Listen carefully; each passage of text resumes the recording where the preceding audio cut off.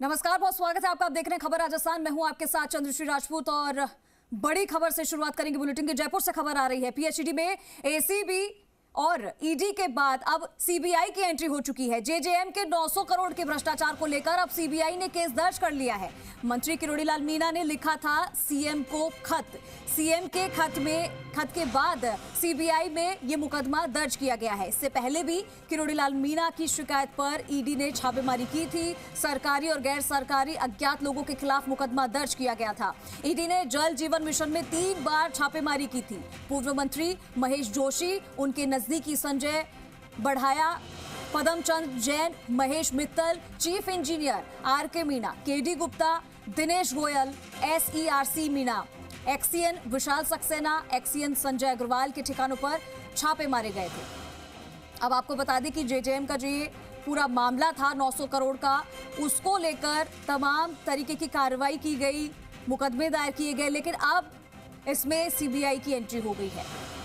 मेरे साथ आशीष चौहान जुड़ चुके, ज्यादा जानकारी के लिए सीधा उनका रुख करेंगे। आशीष, पीएचईडी में एसीबी और ईडी के बाद अब सीबीआई की एंट्री हो गई है। क्या कुछ अब सीबीआई जांच पड़ताल को कैसे आगे बढ़ाएगी, किस तरीके से की जाएगी, क्या तमाम जानकारी?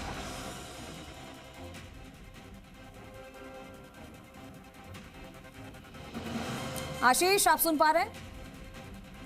जी देखिए, अब एसीबी और ईडी के बाद में जिस तरीके से सीबीआई की एंट्री जल जीवन मिशन में हो गई है, दिल्ली में ये पूरा मुकदमा दर्ज किया गया है, जिसमें 900 करोड़ के भ्रष्टाचार को लेकर जो फर्जी प्रमाण पत्र लगाए थे इरकॉन के नाम पर पदमचंद और महेश मित्तल ने, उनके खिलाफ जिस तरीके से सीबीआई ने रिपोर्ट दर्ज की है। हालांकि अभी तक सीबीआई ने किसी भी अधिकारी या फिर दूसरे लोगों का नाम इसमें शामिल नहीं किया गया है। अज्ञात लोग हैं अभी तक जिनके खिलाफ मुकदमा दर्ज किया गया है, लेकिन अब जांच यहां पर तेज हो गई है। तो जिस तरीके से ईडी के बाद में अब सीबीआई जो है पूरे मामले की जांच करेगी। जगतपुरा में जिस तरीके से पहले जो फर्जी प्रमाण पत्र लगा था, उसकी जांच के लिए विशाल सक्सेना जिस तरीके से केरल गए थे, और उसके बाद में जांच जिस तरीके से की गई थी, तो जांच के बाद में जिस तरीके से कह सकते हैं हम कि फर्जी प्रमाण पत्र पाए गए थे, लेकिन फर्जी प्रमाण पत्रों को भी उन्होंने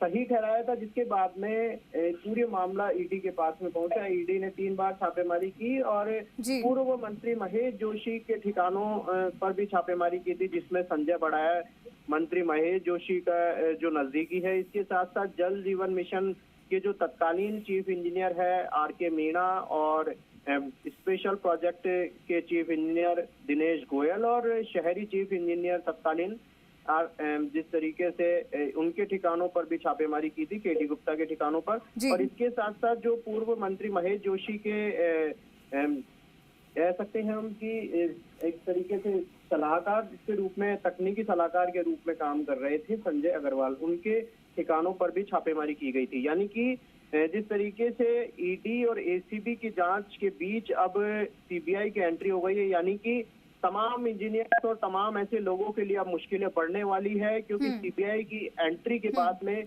जिस तरीके से अब और परतें खुलेगी भ्रष्टाचार की, और जिस तरीके से जो कह सकते हैं हम कि भ्रष्टाचार को लेकर जीरो टॉलरेंस की नीति लगातार सरकार काम कर रही है। तो जिस तरीके से अब और खुलासे इसमें ठीक है, यानी कि सीबीआई की एंट्री के बाद में अब ये जो जांच का दायरा है वो और बढ़ सकता है, कई बड़े अहम खुलासे हो सकते हैं। बहुत शुक्रिया आशीष आपका तमाम जानकारी के लिए।